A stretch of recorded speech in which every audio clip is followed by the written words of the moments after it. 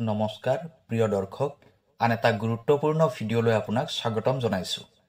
অসমীয়াৰ আদৰৰ মাঘ বিহু তথা ভোগৰ উৎসৱ ভোগালী বিহু সমাগত।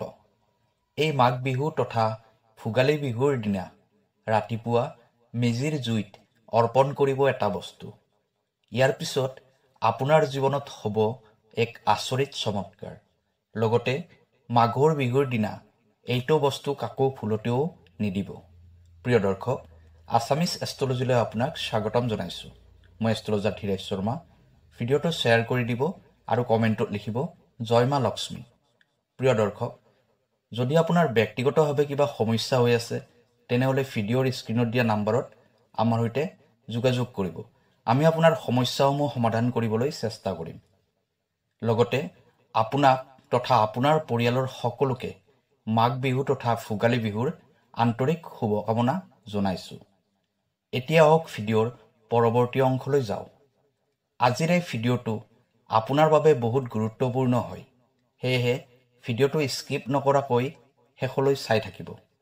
পুহ আৰু মাঘ মাহৰ মাজৰ দিনটোত অৰ্থাৎ সংক্ৰান্তিৰ দিনা অসমীয়াৰ অতিকৈ আদৰৰ মাঘ বিহু পালন কৰে। কৃষিজীৱী অসমীয়াই বছৰজুৰি কৰা পৰিশ্ৰমৰ অৱসাদ দূৰ কৰিবলৈ পালন কৰে ভোগৰ উৎসৱ এই ভোগালী বিহু। আৰু এই দিনটোতে সূৰ্যদেৱে মকৰ ৰাশিত প্ৰৱেশ কৰে।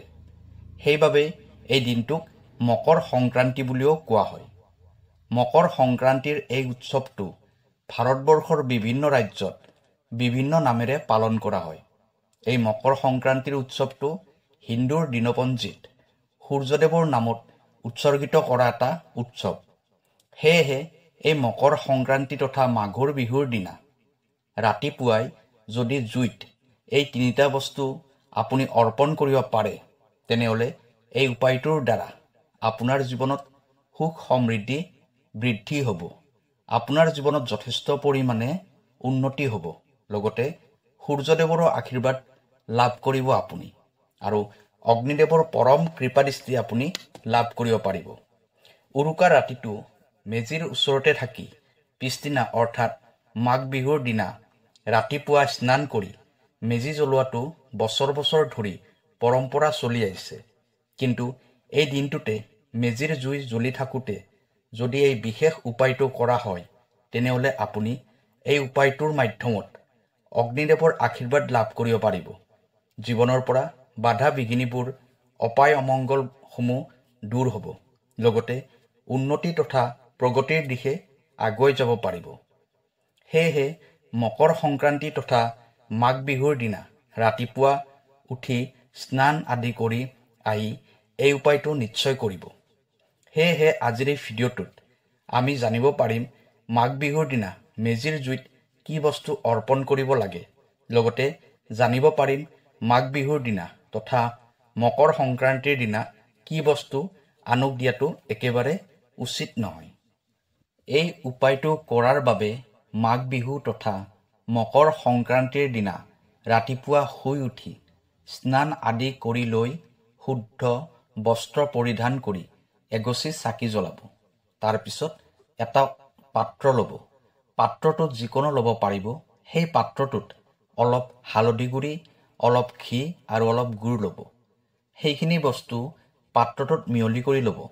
সেই তিনিটা বস্তু মিহলি কৰি লোৱা পাত্ৰটোতে এটা এটকীয়া মুদ্ৰা ৰাখি দিব। তাৰপিছত এই গোটেইখিনি বস্তু মেজিৰ জুইত অৰ্পণ কৰি দিব। মেজিৰ জুইত বস্তুখিনি অৰ্পণ কৰা হোৱাৰ পিছত এটা মন্ত্ৰ উচ্চাৰণ কৰিব। মন্ত্ৰটো হ'ল ওম অগ্নিদেৱায় নমঃ। এই মন্ত্ৰটো আপুনি 11 বাৰ জপ কৰিব। মন্ত্ৰটো আকৌ এবাৰ কৈ দিছোঁ, ওম অগ্নিদেৱায় নমঃ।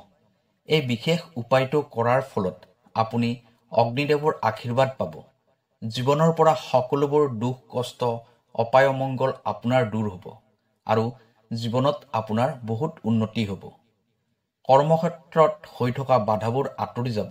টকা পইচাৰ ক্ষেত্ৰত যিবোৰ সমস্যা হৈ আছে সেই সমস্যাবোৰ দূৰ হ'ব। অগ্নিদেৱৰ পৰম কৃপা আপুনি লাভ কৰিব পাৰিব।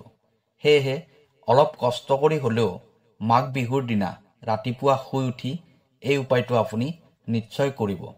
ইয়াৰ ফলাফলসমূহ আপুনি আহি থকা দিনবোৰত নিশ্চয় দেখিবলৈ পাব।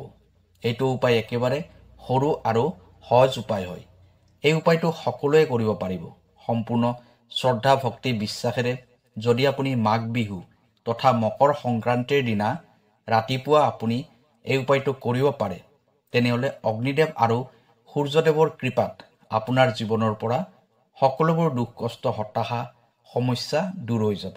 লগতে সকলোবোৰ অপায় অমংগল দূৰ হৈ উন্নতিৰ দিশত আপুনি আগুৱাই যাব পাৰিব। এতিয়া জানি লওঁ আহক মকৰ সংক্ৰান্তি তথা মাঘ বিহুৰ দিনা কি কি বস্তু দান কৰিব নালাগে নাইবা আনক দিব নালাগে।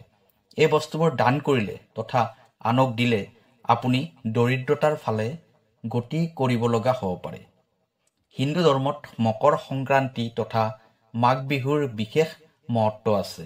এই দিনটোত দান দক্ষিণা কৰিলে তাৰ 100 গুণ ফল পোৱা যায়। অৰ্থাৎ আপুনি যিমান দান কৰিব তাৰ 100 গুণ আপুনি প্ৰাপ্তি কৰিব পাৰিব। কিন্তু এই দিনটোত এনেকুৱা কেইটামান বস্তু আছে যিকেইটা বস্তু দান কৰাটো একেবাৰে উচিত নহয়। এইকেইটা বস্তু দান কৰাটো অত্যন্ত অশুভ মানা হয়। প্ৰথম বস্তুটো হ'ল এই মাঘ বিহু তথা মকৰ সংক্ৰান্তিৰ দিনা ভুলতেও কাকো চাৰু দান নকৰিব নাইবা আনক নিদিব। লগতে যিকোনো পুৰণা কাপোৰ এই দিনটোত কোনো দৰিদ্ৰ মানুহক দান নকৰিব। যদি আপুনি পাৰে তেনেহ'লে নতুন কাপোৰ এই দিনটোত দৰিদ্ৰ মানুহক দান কৰিলে অত্যন্ত শুভ মংগলময় হ'ব। ইয়াৰ দ্বাৰা আপোনাৰ নিশ্চয় শুভ হ'ব।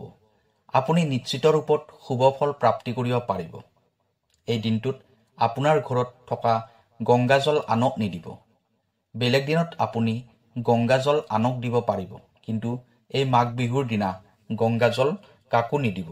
এই শুভ তথা পবিত্ৰ দিনটোত এই বস্তু আপুনি আনক দিলে বছৰটোত আপুনি অত্যন্ত দুখ কষ্ট ভোগ কৰিব লগা হ'ব পাৰে। এই বিশেষ দিনটোত সৰিয়হৰ তেল আপুনি কাকো দান নকৰিব। এনেকুৱা কৰিলে জীৱনলৈ বিভিন্ন ধৰণৰ সমস্যা নিমন্ত্ৰণ কৰাৰ দৰে হ'ব। লগতে যিকোনো চোকা অস্ত্ৰ এই দিনটোত আনক নিদিব। ঘৰলৈ কোনোবাই খুজিব আহিলেও এই দিনটোত আপুনি এইবোৰ বস্তু কাকো নিদিব, নহ'লে ইয়াৰ অশুভ প্ৰভাৱ আপুনি গোটেই বছৰটোতে ভোগ কৰিব লাগিব। প্ৰিয় দৰ্শক, মাঘ বিহু তথা মকৰ সংক্ৰান্তিৰ দিনা এই উপায়টো আপুনি নিশ্চয় কৰিব। যদি ভিডিঅ'টো ভাল লাগিছে আপোনাৰ চিনাকি সকলোকে ভিডিঅ'টো শ্বেয়াৰ কৰি দিব, যাতে সকলোৱে ইয়াৰ লাভ প্ৰাপ্তি কৰিব পাৰে। আজিৰ বাবে ইমানেই আছিল। কাইলৈ আকৌ লগ পাম এটা নতুন ভিডিঅ'ত। ধন্যবাদ।